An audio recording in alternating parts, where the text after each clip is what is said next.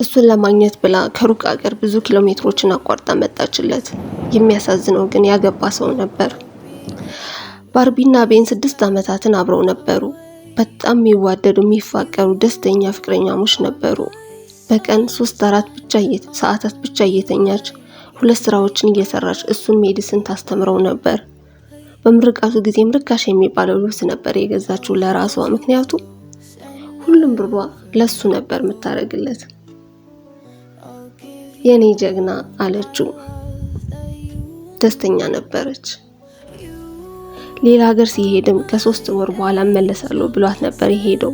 ግን 9 ወራቶች አለፉ። ስልኳን አያነሳም፣ ቴክስትም አያረግላትም። ለሌላ ሰው ታጨ። ፖስት ላይ አየችው። አስቡት፣ የማይመለሱ 6 ዓመታትን 2 ስራዎችን እየሰራች $94,000 ነበር ያወጣችለት። ግን አንዴ እንኳን ቴክስት አላረገላትም። ባርቢ ግን ምን አረገች? ቲክቶክ ላይ ሀዘኗን አልፖስተችም፣ ምንምም አላማረረችም። በጠዋት መነሳት ጀመረች፣ ሌሊቶችም እያጠናች። በመጨረሻም ከ6 ወር በኋላ ትልቅ ፓርትነርሺፕ አገኘች።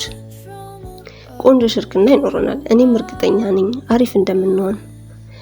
ሪል ስቴትም ገዛች። $2 ሚሊዮን ስምምነት ተፈራረመች።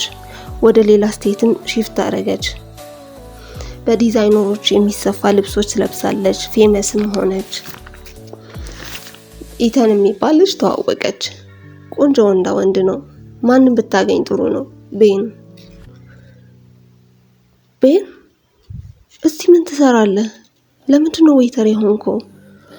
አዎ እጮኛዬ ቺት አረገችብኝ። ሁሉንም ገንዘቤንም ወስዳ ጠፋች።